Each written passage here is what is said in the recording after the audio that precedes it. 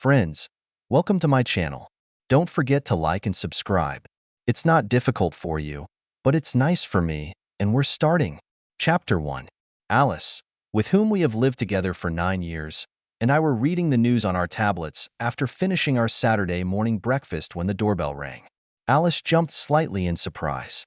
I noticed that she has been a little nervous and obsessive for the past week or so, and her obsession has led to very good love. Much better than the boring, uninspired love we had in the previous 6 months. I'll get it, I said, putting my iPad on the table and heading for the door. When I opened the door, I saw 2 men who were showing badges certifying that they were police officers. "Hello, how can I help you?" I asked. "Mr. Brian Campbell?" The bigger one asked. I nodded. "We're Officers Stevens and Peters from the Austin Police Department. Sir, we're here to execute a search warrant," he said, handing me a package of documents. "A search warrant?" I exclaimed in confusion. "For what?" "Sir, it's all described in the warrant. We will give you a few minutes to familiarize yourself with it. You can also call your lawyer if you deem it necessary. We would also like to speak with your wife, Alice Campbell, if she is available." "She's in the kitchen," I said, escorting the 2 policemen into the hallway, and read the warrant. I discovered that the warrant was indeed directed at my wife Alice, specifically at any firearms she may have owned and any property that may have belonged to Mr. Conrad O'Brien. Returning to the kitchen with the police, I asked, "Does this have anything to do with that rich guy who was found dead last week? My wife works for one of his companies, but we don't know each other. I've never even met this guy." Having said that, I looked up and saw how my wife's face turned pale, and her eyes looked like saucers. If they wanted to see a guilty face, they didn't have to look any further. "Alice, do you know what this is about?" "They have a warrant to search our house, and this warrant implies that you have something to do with the murder of Conrad O'Brien," I said with irritation in my voice. "Sir, please allow us to ask questions. Could you please sit somewhere outside the kitchen? We have a few questions that we would like to ask Mrs. Campbell." "Is she under arrest?" I asked. I really think she should go to a lawyer before asking her a bunch of questions. "Alice, do you want me to call my lawyer and see if he can find someone to represent you?" "Yes, please," Alice said meekly, and tears appeared in the corners of her eyes. "That's her right, of course," one of the policemen said. "Why don't we schedule the interrogation for next week? Right now we're just collecting evidence, and no one has been arrested. Actually, we'd like to talk to you too, Mr. Campbell. We can do this at the station at the same time as the interview with your wife. Of course, you have the right to legal representation during the interview, if you wish. And one more question, sir. Do you have any firearms in your house that we should know about?" "First of all, I'm glad to talk to you here, not at the station. I've never met O'Brien, and I have nothing to hide. Secondly, yes, I have several pistols, and they are all locked in my gun safe, except for one of my pistols, which is in the drawer of my bedside table. Could Officer Peters accompany you to get the gun from the bedside table, and then could you open your gun safe so we can take a look?" Realizing that I didn't have much choice, and wanting to seem willing to cooperate, I replied, "Of course, follow me. It's right here," and led Officer Peters into the master bedroom. Once there, I pointed to my bedside table. "It's in the top drawer." Putting on gloves, Officer Peters opened a drawer and carefully removed my Taurus judge, using a rod to collect evidence, and put the gun in a collection bag. "Thank you, sir. Could you please take me to your gun safe?" "Of course. Come this way," I said, leading him into my office. Once there, I entered the combination and opened the large, heavy door of the gun safe. "Sir, we are going to deliver all firearms to our laboratory for testing. Before leaving, we will give you a receipt for the seized items. As soon as everything is checked, they will be returned to you." "Okay," I said, realizing that I had no choice. Peters spoke into a small microphone. "Michaels, I need you and your team to come here and start taking inventory of the owner's firearms." "Okay, boss, I'll be right there," I heard a voice from the speaker. Moments later, Michaels and his team were in my office with evidence containers and bags to take inventory and seize the weapons. I looked at Peters, and he nodded and then cleared his throat. "Okay, guys, we're here to search the premises for any items listed on the warrant. In particular, we are looking for any additional firearms. Michaels will assign each of you a search area. Let's get down to business. Over the next few hours, the team dispersed and thoroughly searched our house and our 2 cars, which were parked in the garage. Although they were not destructive, our house was certainly a mess when the search was completed. We waited for about 10 minutes while the criminologists and 2 policemen conferred at their cars. I kept looking at Alice, giving her my best. What the hell is going on? Look. Then Officer Peters knocked on the door. I opened it, and he handed me a receipt and thanked me for my cooperation in the search. As if I had a choice. I nodded, looking at the receipt and noting that all they took were firearms, 5 long-barreled rifles, and 4 submachine guns. He asked if he could talk to Mrs. Campbell, and I escorted him back to our house. Alice was still sitting at the kitchen table. Her head was down, and it looked like she was crying. The policeman asked softly, "Mrs. Campbell?" She looked up at that. He handed her a copy of his business card and told her to arrange an interview at the station this week when her lawyer was available. She nodded and said, "Okay." Then he asked if he and his partner could talk to me in my office and that I had the right to an attorney if I wanted to. I said I didn't need a lawyer because I'd never met O'Brien and I had nothing to hide. The interview was thorough, but it didn't last more than an hour because I had never even met O'Brien. They wanted to find out if I had any complaints about this jerk who apparently used my wife and check my alibi. They were asking about my whereabouts the night O'Brien was killed. I asked what night it happened, and they gave me the date. I opened my iPhone and looked at the calendar. I was visiting my friend, Lee Rogers, at his house. Alice told me she was going to spend the night with her aunt in Fredericksburg, so I called Lee, and he invited me to his place. When they asked me what we were doing, I replied that we had dinner with Lee's wife, Pat. We talked for a while after dinner, and then Lee took me on his private jet, as he is an avid pilot. I explained that there is a private airstrip in his neighborhood, the Breakaway Park flight community in Cedar Park, and many residents, including Lee, have their own planes and hangars. It turned out that the police knew the area. I told them that we left at about 8 p.m. and returned about an hour or so later. They asked who was flying the plane, and I said that I was not a pilot, but Lee had been a military pilot for many years, so I was quite comfortable flying with him. They indicated that they might need to verify my story, so I gave them Lee's full name, address, and phone number. Later, I talked to Lee and found out that the police interviewed Lee and Pat at their home, and they both confirmed my story. They also provided the police with surveillance footage that they received from the HOA. The recording was made by a camera aimed at the runway, which shows planes taking off and landing on the runway. The video confirmed that Lee's plane took off at 8:05 p.m. and returned at 9:15 p.m. The police thanked me for my cooperation and left. I went back to the kitchen and talked to my wife. "What the hell is all this about? You work for one of his companies, but I didn't think you'd ever dated that asshole O'Brien. What the hell is going on? Alice, did you have an affair with that jerk?" She looked up at me, and her lower lip was trembling, and tears were rolling out of her eyes. She moaned, "I'm so sorry," jumped up from her seat, and rushed into our bedroom, closing and locking the door behind her. Chapter 2. The next week was stormy. Local news channels found out about the search warrant and harassed Alice and me, demanding interviews or comments. The murder of Conrad O'Brien was the main local news story. We didn't say anything, just like her lawyer told us. My lawyer referred Alice to Ted Walker, the city's criminal defense attorney. For some reason, Alice didn't want me to attend the meeting she had set up with Ted for Monday afternoon. Something was obviously wrong. O'Brien has made millions from software development and online projects. His companies once employed more than 1,000 people locally before he moved most of his developments to India a few years ago to cut costs. Nevertheless, it was often written about in the news, often because of some kind of charity, and he still hired quite a few people, including Alice. However, there were rumors that old Conrad was a womanizer and especially liked to put attractive married women to bed. Walker made an appointment with Alice at the police station on Friday at 9:30 a.m. She said that Ted thinks the police are just fishing for information and that he doubts anything will come of it. Well, Ted couldn't be more wrong.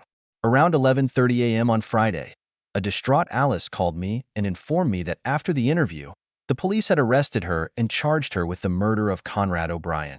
She was arrested and placed in a cell at the women's prison in the city center, and a bail hearing was scheduled for the following Monday. I asked if I could come to the bail hearing and was told it was closed to the public. Alice called me late on Monday evening, and I thought she was crying. She said she had $500,000 bail set for her and asked me to post bail for her. Since I have never been involved with the criminal justice system, I Googled bail and found out that the guarantor is likely to lose a non-refundable fee of 10% of the bail amount. Damn, $50,000 that we'll never get back. A few years ago, I started a successful recruiting business, and we had very good financial affairs, but still $50,000 is a lot of money. I told her that before laying out such a sum, I would like to meet with her, and she had to tell me honestly what was going on. She agreed. I don't think she had much choice if she wanted my cooperation. Walker scheduled an interview for us in the interrogation room at the prison and said he would like to be present to explain everything. I arrived at the prison, where I was checked and made sure that I did not have any contraband or weapons, and then I was taken to an interrogation room that is usually used by defendants and their lawyers. Walker and Alice were in the room. Alice was wearing an orange jumpsuit. It didn't look good on her. Instead of getting answers directly from Alice, Walker acted as her mouthpiece. He said that I would probably find out about the facts anyway, so he was ready to tell me what I wanted to know. He said that O'Brien and Alice had an affair that lasted about 6 months and ended only after his death. I was shocked by this discovery and glared at Alice. You're a fucking fool. No wonder making love with you was so damn boring until that jerk died. He used you, didn't he? You fool. Alice sat stunned and saddened by my outburst, bowing her head and crying. Walker said he understood how upset I was by this news and asked me to take a few minutes to calm down. He said he was sure that although Alice had an affair with O'Brien, she did not kill him. Really? I asked. If you're so damn sure, then why did they arrest her for his murder? They must have some very strong evidence against her. Walker further explained that the murder took place on O'Brien's 300-hectare ranch, located in the Texas Highlands west of Austin. The ranch house was a mini-mansion, smaller than O'Brien's luxurious home on Lake Austin, but it was still a 2-story house with an area of more than 450 square meters with a swimming pool and a tennis court. Outdoor surveillance cameras equipped with night vision devices were installed in the house, which recorded any vehicle or pedestrian traffic approaching the house from all sides. There were cameras inside the house too, but O'Brien only turned them on when he was away, and indeed those cameras were turned off when he was killed. Ted went on to explain that the police showed surveillance footage showing O'Brien's Lamborghini moving down the driveway at 9 p.m. on the night he was killed. The camera in the house clearly recorded him entering the garage before he turned off the internal cameras. At about 10 p.m., surveillance cameras recorded Alice's Lexus driving down the driveway and parking outside. They clearly show Alice walking up to the front door and going inside. I found the way she came in so familiarly just as unsettling as the rest of this dirty business.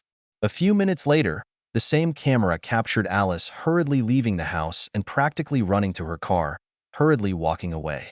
Damn it, I exclaimed, it damn well looks like she did it. I looked at Alice. Did you really do that? I asked.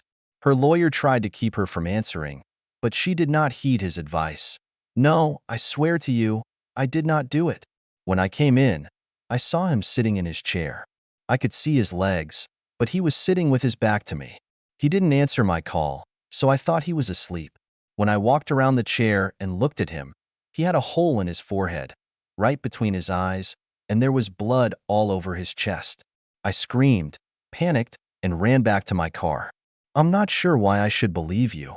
After all, you have already admitted that you are a lying, insidious fool who has been having an affair behind my back for 6 months, while I have been working hard to provide you with a life that most women would dream of. I'm also not sure why I have to fork out $50,000 to get you out of this place. Walker tried to inject some much-needed calm and logic into the conversation. He explained that since we were jointly owned, half of our money belonged to Alice and that they could get the $50,000 with or without my help. In the end, I gave up and decided to cooperate, but I made it clear to Alice that regardless of my cooperation, everything was over between us. Walker was optimistic that Alice would be able to avoid charges, despite the fact that she was at O'Brien's house and fled the scene without calling the police. Walker summarized the evidence gathered by the police. The good news is that ballistics has not identified any of the guns from your house as the murder weapon.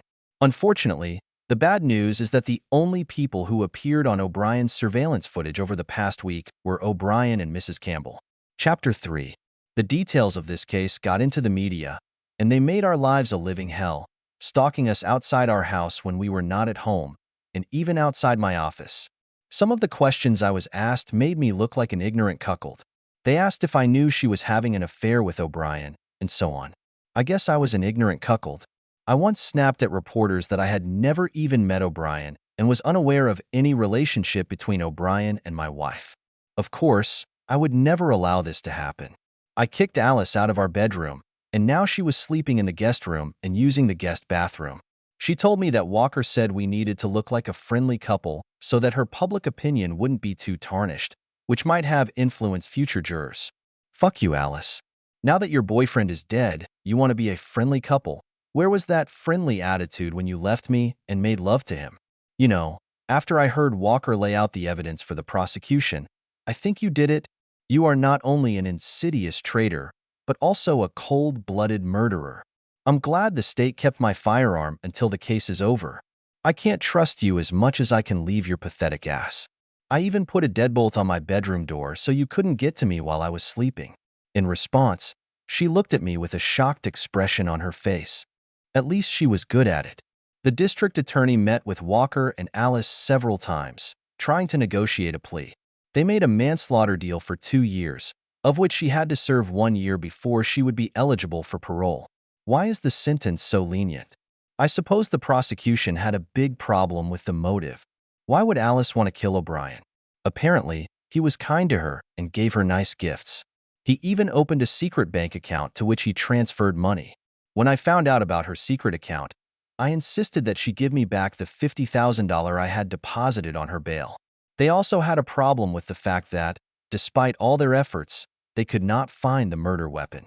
Although Alice insisted on her innocence, Walker begged her to make a deal, since all the evidence, except for the motive and the murder weapon, was against her, and the plea bargain was very profitable. Why risk a jury charging her with murder?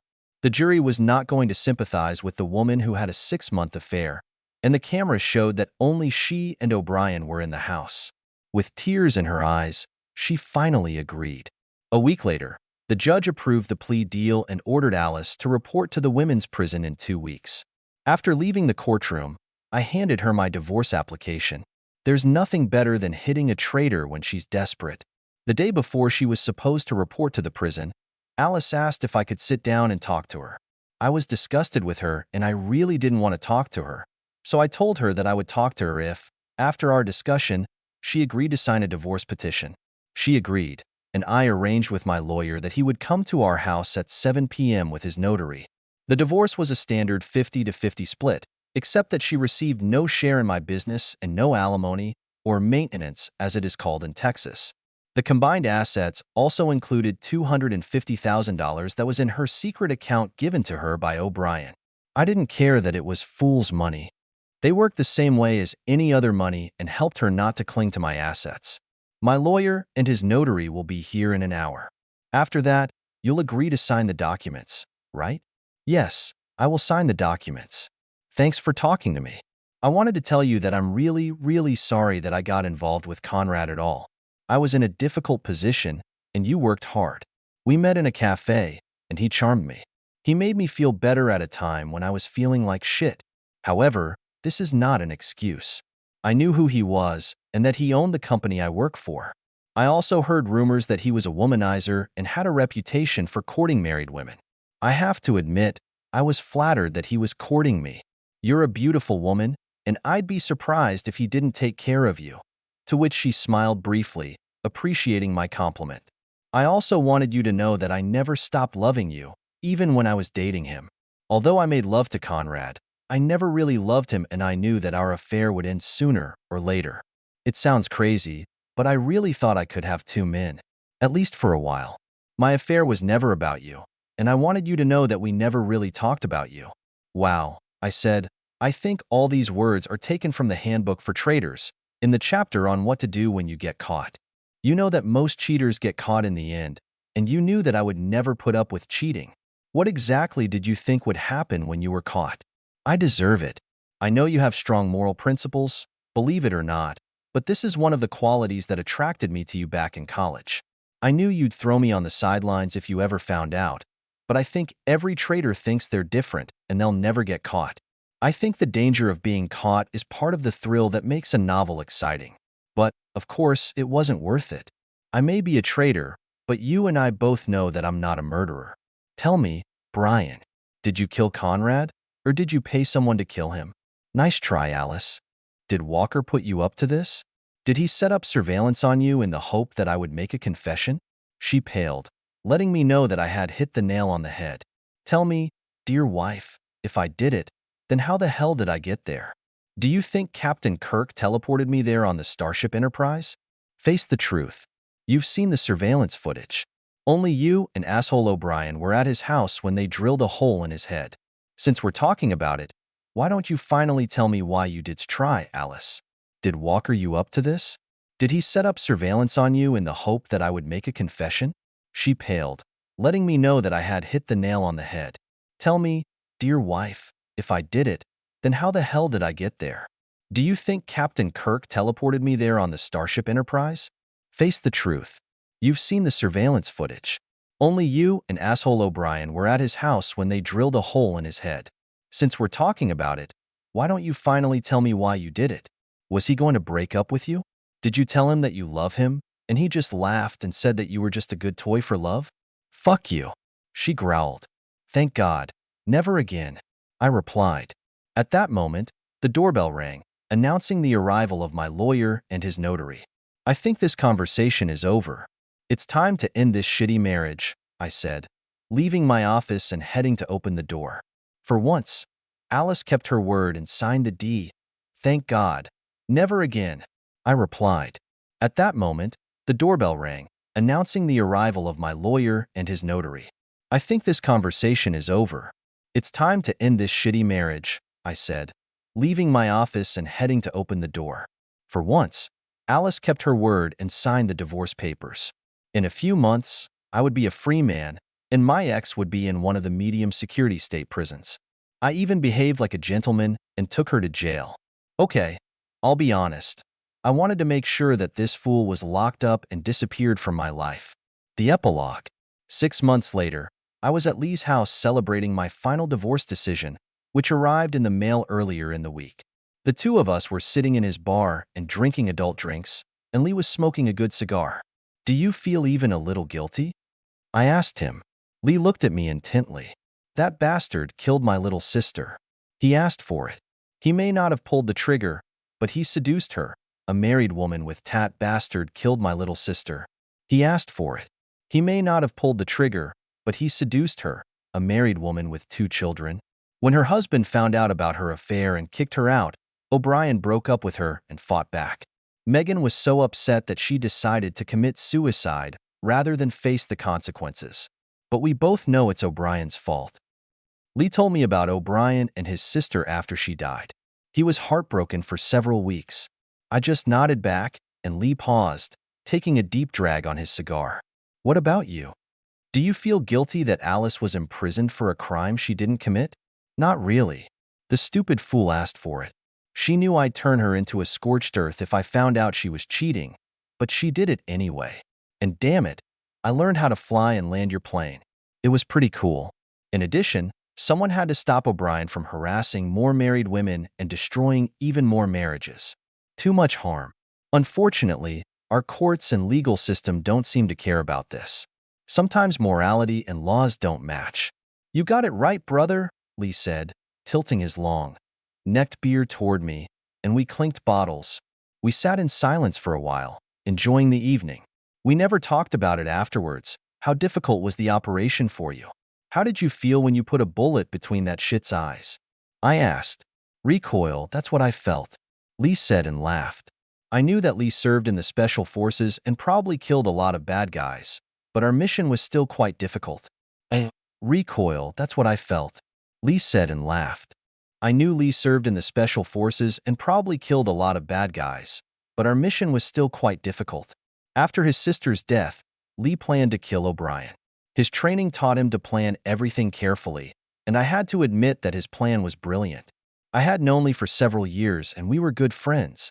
We often went fishing and hunting together. He carefully examined O'Brien's country house on the hill. Before his death, his sister even told him that O'Brien had left the cameras facing outside on, but turned off the cameras indoors when he was there. Information that helped him a lot in planning. I found out about my wife's affair shortly after it started. A text message from O'Brien arrived on her phone with a harmless message, probably a dating code. Lee's sister Megan and Alice were connected by the fact that they both worked for one of O'Brien's companies. When I first told Lee about Alice's affair with O'Brien, it took a WHI.